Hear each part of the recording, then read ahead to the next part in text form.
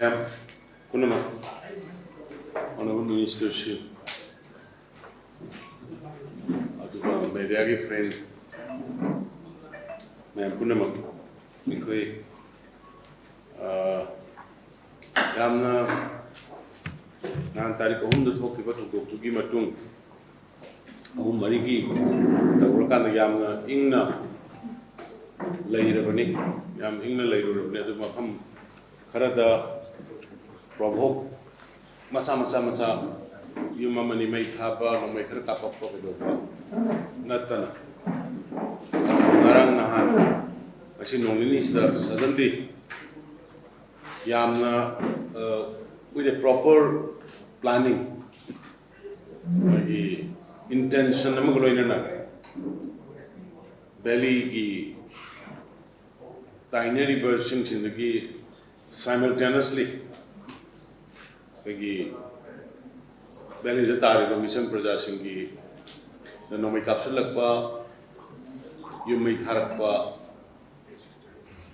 Hole, Mashima. I'm the strongest time the Sakarsana and in Toy Mission Prajagi, Kunshi, Hokutu, Unamak. Like Dana Lina by the Nekwe Hiram Kayada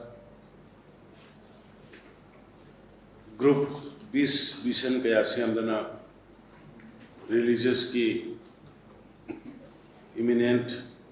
personality singi media group singi Siam Dana is Hanjalanganaba Kanahonajabani. The Honorable Union Home Minister of State, she didn't tenderize you, Narang, the Gilaga lady, Nahandagi, Ma lady, Havagi, Ma lady is the one the way at the Havagi Matagum, or a Honorable Union Home Minister, Mishaji Lakani Havishigi, the Moigi, Iran, Moigi, capacity.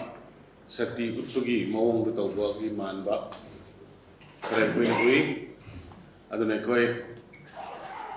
State Government is Haitagi Angam Pakitaka Tugumba, Manipuri, Apunba, territorial integrity, Mayota Sunerapa, Manipuri, Laisadiba Misam Prajasingi, like the Madi property, the Sunerapa in a low in a Equina. We am Kanna Tenari Tenakigani State key force Narang Mapan Kuntra Nipan vulnerable areas in the Saitoga Kinkre Madagi Matunda Atopa vulnerable areas identified the kind of a Kinbagi Tabak Chatari Manipuri police. Moi kanam tegi makhada instruction gi makhada leroy makoi direct koi home government of Manipur loine advisor to CM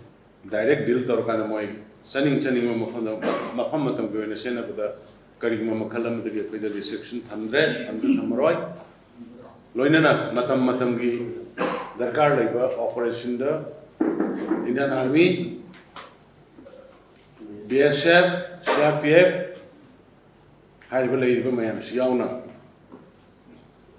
even some area that some operation Tori, which is called the Masi media that hope before in the Vini.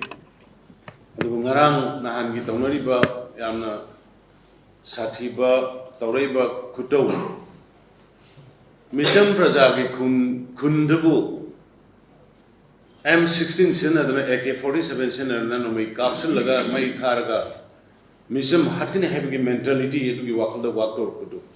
Madhugi, retaliate of the way other Nina. I call paramilitary forces and the army is high even a twins motor of a question of heavy weapons of a question of adugumba miscreant terrorists mission praja khud thaba mission praja gi lan thumang ba terrorists sing dugi mathak koi akan ba action chathaba hore huji phawgi manunda ngarang letan phokti da moigi mi combat dress atwa mai mari manga yang pupida taruh karet nama subject to correction share ulang khai da sugunu da aduga torbung area da punna ji phawgi manunda adugumba lamhenba mission praja da nomai AK-47 M16 sinerga sniper sinerga mission da attack to gumba kangu du matak te koi counter defensive moine yum tha bala pa moine nomai kap ko da pen halaga kap na moi uji pa da around ni fu bi maya da lai ki drive ge ko da madu bi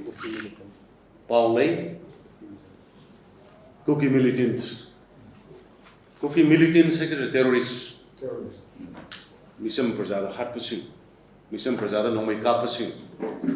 mission prajagi lan thum yum kai mai mangan pasing adu loine na koi mayam amasu jat regimena hadana tori marak sida nungai taba mission sing narang koi phayeng gida mission mama nongai na pandana Baitaba aduga napat kita mi amani sokpa aduga serauda uji madu akai evacuate tawre sugnugi hospital da layengi moi ani gumba ma sumaina fulai paidaba mission prajada khut thabase masi awang ba thapki level le koi masih koi cabinet hame aduga koi strongest time de koi masih condemn tawi aduga manipur gi state force matik chana equip to ba matik chan train do le ya bisu ai manipur piam da ajuba bijaningi aduga manipur miam da ina apilam ko to benin base manipur thugaina ba akun bagi ing national lemina jaba koi jati kun samari gi ing national lemina jaba koi gi thugaina ba honar ko kangku se masih koi state chiki miang gi na bani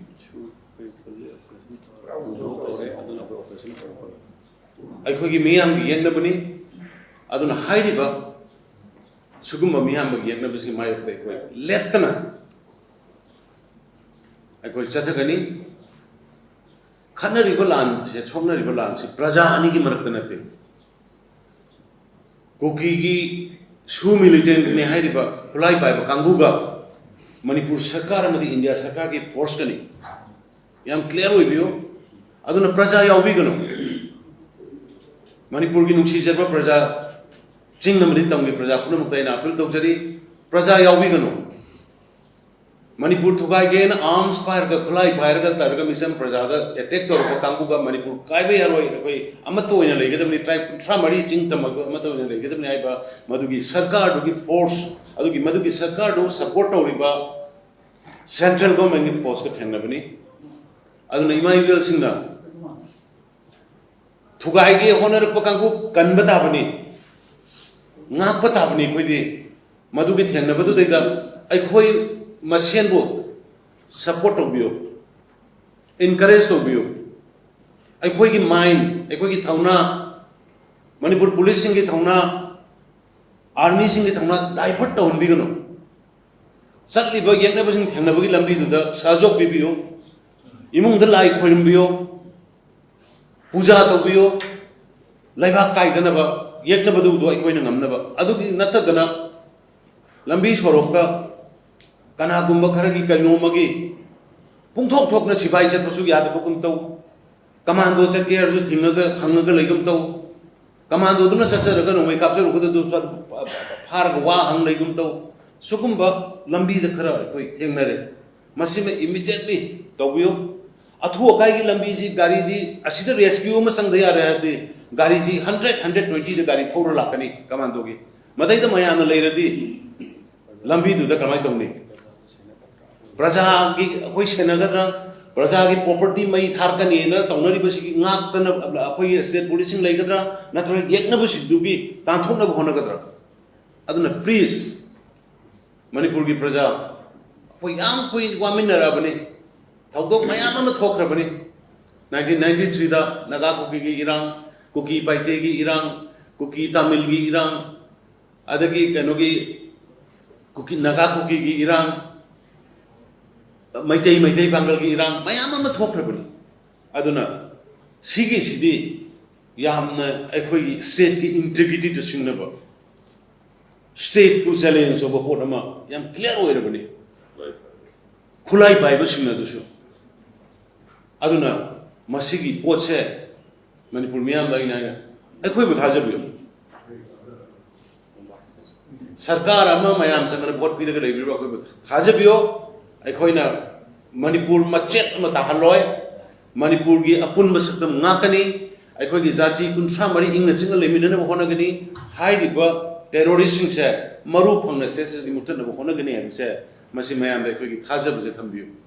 अदुना यानिंगे अखोई support तौबियो अदुना हुजे अखोई operation लेपॉय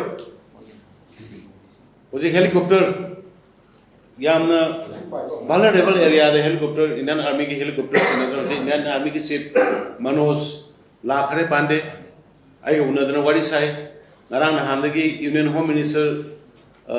Nityanand Rai लेरी अदगी state की प्रभारी party की समित पटर्जी लेरी 24/7 कोई monitor तौरगा कराई दा वाट अपा लेबगी हाइबो तौरका ने कोई कन्ना येमे को होनजरी अदगी अहान बदसु अखोई की थोखिबा थोदोक तु द यामना नुंगाइतबा लेगिदबा तारीख 3 की दुदैदा मियोई हुंफु मरी मंगा के नै प्रेस जो हाइगरे मदु की दमुते कोई हमोइद नुंगाइतबा मदु की दमुता वाबा कोई सरुग यावे तो सब सब कंपेंसेशन सब सब मदु की मांगे ताकबा पुनमक तो कोई मेखननबा होना जगनी हाइदना मणिपुर की मियाम दा खुरुमजरी अदुगा मणिपुर की मियाम ना पुनिंग फाथना थेंगरिबा लानसी मणिपुर की अपुन की सकम द सिंगनरबा पोट अमक की खुलाई पाइबा सिंग तौरक अतमना फोंग ने तौरक पोनिना मसिगी थेंगनेबसे सरकार अखोइद सिनबियो सरकार अमा लेरी मदुगी थाजबदो अखोइद थंबियो हाइबो वाफम खरसे थमकान इमाइबेल सिविल सोसाइटी ऑर्गेनाइजेशन सिंग द सिगी लानसी सिगी थेंगनरिबा पोचे कोइ अमतो ओइना पुल्लगा यूनाइटेड थेंगनद्रदि अमन अमदा सत तौरगा दे कोइ माइ पापोंग मोय अदुना यामना कोइ वांट यूनिटी लेना कोई अमतो ओइना थेंगनमिनसी हाइना मणिपुर लेरिबा ट्राइब कुंथ्रा मरी की इचिलिनो मयाम पुनमक्ता आई अपील तौजरी आई कैबिनेट कलेक्शन की बिहाफता सरकार की बिहाफता मणिपुर बिहाफ मियाम की बिहाफता पुरा पुरमजे